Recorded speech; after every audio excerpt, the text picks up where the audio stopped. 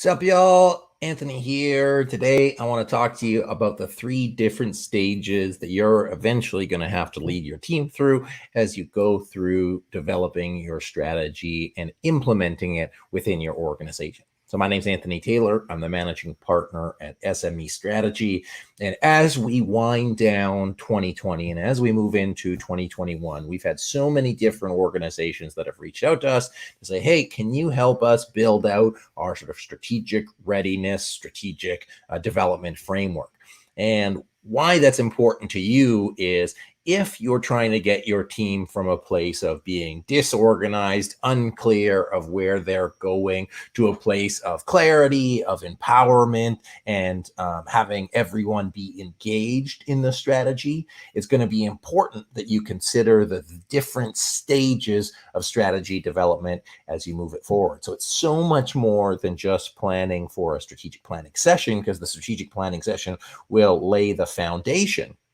But if you've ever been in an experience where you've done a strategy session, you've moved your team forward, you had an offsite, it was really great, and then nothing moved forward on your plan, you might have had a shelf plan, or you might have been unsatisfied with the results 6 or 9 or 12 months later, this is really going to speak to you, because these are the necessary steps to keep that engagement, to keep that progress going, and to move forward with your strategic plan and executing it successfully. So as you get together with your team, as you reach out to the senior leaders around you, I really want you to think of these different stages. We had somebody reach out to us earlier this week and said, I understand all of this, but the problem is that the people above me, the people like in my organization, don't see the importance of it. They're not giving enough resources to support it.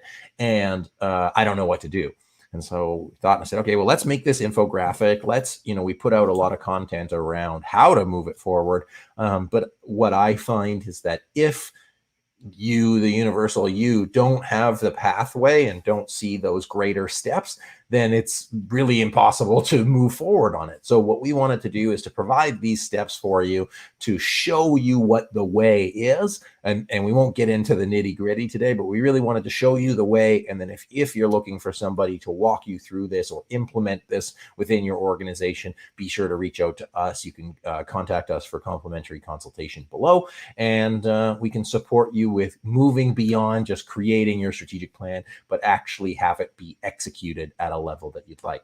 Casual Friday, that's where I'm wearing my hat today. Thank you, Daryl Louie from Antisocial, for this one. And anyways, let's move into it. So I wanted to share a couple things today. So as I mentioned, the phases of strategic thinking. So I want you to think about it in 3 steps: strategic thinking, strategic execution, and strategic leadership. Strategic thinking, strategic execution, strategic leadership. And the first component of that is really the strategic thinking. It's when we start getting into actually creating a strategic plan. So first, what are the steps for that? And again, I'm not going to go too far into that, but kicking off, making sure everybody is clear on what the process is going to be. So, from day one, it's super critical that everybody knows that it's not just a one-time thing of creating the plan, but it's a process or structure for moving forward. There's a lot of pre-work involved, whether that's doing stakeholder interviews, interviewing people as part of the leadership team, reading documentation, looking at the progress from the plan. Fundamentally, there's a bunch of pre-work that we do as part of our process. And then I've made so many videos about the strategic planning process, so I'm not going to get into that. But if you are still at the beginning stages and you're wondering, what are the first steps I need to take in order to move forward? So we have our current state. Where are we now? We want to get to our future state. What does success look like for us, which includes vision, mission, visioning? How do we move forward? And again, we can lead your team through any of those exercises. Risk analysis, what is going to get in the way so we can prepare for it and build our strategy and our prioritization based on needs and not just wants. And then prioritization, focus on a few things, do them really well instead of many things poorly. And then actions. So what do we need to do to drive the strategy forward over the next 3, 6, 9, 12 months? So what I want you to take away from this, by the way, shout out Jenna Sedmak for putting this together. She's on our team. She's a rock star, and I super appreciate it. And I hope this helps you, by the way. If you do like it, give this video a like. Be sure to subscribe because, well, we can stay in touch that way. But the key part about this, if you're just trying to get your strategic plan created, these are the steps that you want to follow, okay? Now, throughout each stage of the process, alignment is critical. It doesn't matter what you think as the senior leader if your employees or if your upper management don't see the same thing as you. So each one of these is an opportunity for you to engage in conversation, to get clarity about what's going on, and to make sure everybody is on the same page. We did this exercise with a team of 30 earlier in the week, and somebody says, oh, like I didn't even know that you had that perspective on one of our weaknesses. And at the end of the 2.5-hour meeting, he said, that was worth the meeting alone, just for me to hear that we didn't have communication like I thought we did was worth the money. And I was like, oh, that's great. We're happy to make that happen. So making sure that there's alignment and clarity through the process is critical. Okay. Now, the next stage in the process is the execution piece. You've done the planning. Now you got to move on to the execution. So I want to highlight here that while this is linear, all of these things go on sort of at the same time and in conjunction with one another. Okay. So number one, once you have your SMART goals, you want to be really clear about how you're going to track progress, whether that's tracking activity or tracking progress on goals. That's one of the biggest things that make your strategic plan executed successfully is your ability to actually track it and measure it. Number two, making sure that you have systems and processes, which goes aligned with the tracking processes to support the execution of the plan. Do you have the internal systems you need to function well as a team? Okay. Now, how do you function well as a team? Couple things you can think of: a meeting cadence. So that's a meeting cadence for operational work. That's a meeting cadence for strategy work. And that's a meeting cadence for strategy review. At a bare minimum, we recommend a quarterly strategy review cycle. What it does, it provides, accountability. It also provides an opportunity to reflect to see if you're on track. And it helps remind people that you're actually working on the plan. And then the next is team engagement, surveys, chatting with people, getting to make sure that they are still engaged, because every day something can be different. So it's important that not only are you as the leader engaged with your team, but your team is engaged with one another and creating the right environment for the plan to be successful. Okay. So as you go through that training and cascading, that means making sure that everybody in your organization, top down, is clear about what the vision is, what the strategic priorities are, and what their role is in it, so that you can get everybody bought in and engaged in the plan. And then foster and developing a culture of accountability. We just wrote a really long article about this recently, but a lot of people talk about culture change and fostering culture and making the culture that you want within your team. Strategic planning, strategic execution, the two tied together are very effective, because you have something sort of bigger than just the cultural transformation. It's not just cultural transformation, or it's not developing the culture for developing culture's sake. It's developing the culture and fostering a culture which will ultimately support the accomplishment of the vision that you're trying to accomplish. So like you have a vision for your culture, you have a vision for the operations, you have a vision for your strategy. So all of those things tie together really well. And then, as we mentioned, the strategy reviews, formally reviewing your strategic plan, whether that's quarterly, whether that's every 6 months or every year. It'll support you sort of recapping that entire strategy execution cycle to say, hey, are we tracking the right things? Are we tracking the right way? Do we have the right environment around our plan? Do we have the right culture around our plan? Do we have the right engagement around our plan? So it's not just reviewing the plan itself, but it's reviewing the system, structures, and processes, the environment that supports the plan moving forward. Those two things combined are key to make just the plan, just the document, like living and moving forward. And the last piece I want to talk to you about is strategic leadership.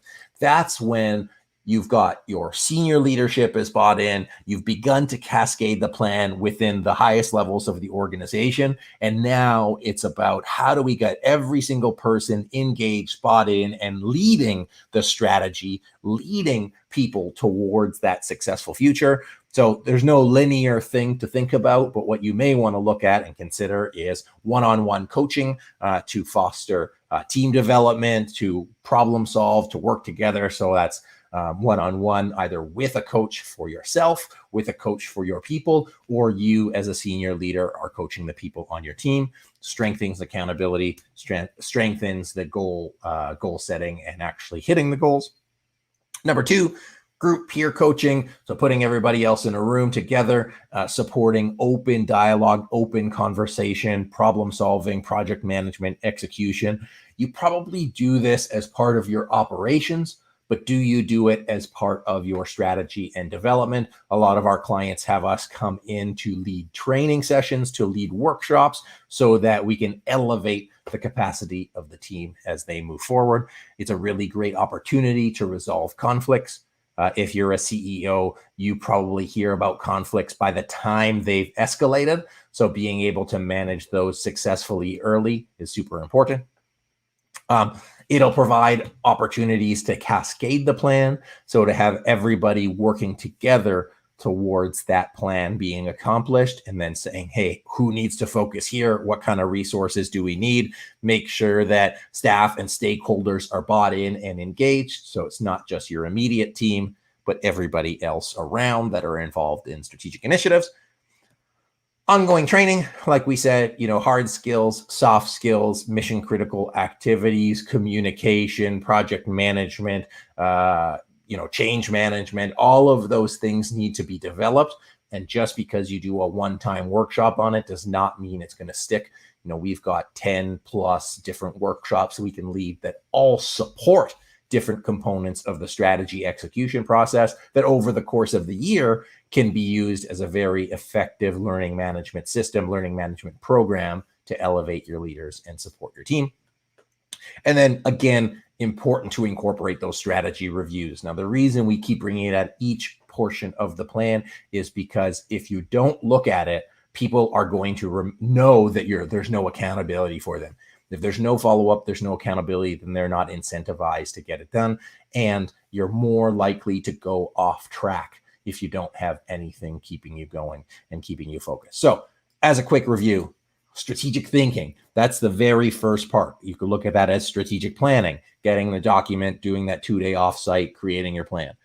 Strategic execution, this is the stuff that happens throughout the year between the time that you're planning, the time that you execute. It should be about 12 months long until you get to your next planning cycle, everything that you do that supports your plan. And that's what most people do. And sort of the bonus, if your strategic plan is worth it, then you're going to incorporate strategic leadership, as part of your strategic plan to support you with executing what you need to execute, developing your people, making sure that they have capacity to do what they need to do, and really incorporate all of the best practices that you need to get your strategic plan across the line. And that's just done over the course of 1 year. You want to figure out how to incorporate that year over year, allocate the resources for it, because if you don't, it's not going to get done. And then think to yourself, well, what's it worth to us to get our strategic plan complete? If we do have this vision that we want to accomplish, are we going to get it done with the resources we've been allocating previously and the approaches that we've been allocating and using previously? So I hope that helps. I hope that gives you a good idea of where you can take your plan. I'm going to turn this off here. There we go. I hope that gives you a good idea of where you can take your plan, and that you recognize that there's more than just one component of strategic planning. You need to include planning, you need to include execution, and you need to include leadership if you want to accomplish all of your plans successfully and develop the capacity within your team to be successful. So I hope you enjoyed today's video. Be sure to like and subscribe, hit the bell when it gives you the option to. That way you get notified when we do our Friday live streams. We've got one more live stream before the end of the year. We'll be going over some strategic plans that we've seen in 2020, and then we'll be opening up a whole new cycle of programming for the new year. So drop your comments below if you have any questions about how to implement that. If you'd like a copy of this infographic, let us know. And then as a bonus, if you'd like our one destination scorecard so you can assess where your team is at in terms of all of these capacities, please let us know. So my name is Anthony Taylor, the managing partner at SME Strategy. Hope you enjoyed today's live stream on the 3 different stages of strategy development and growth. And we'll catch you next time. Take care, everyone.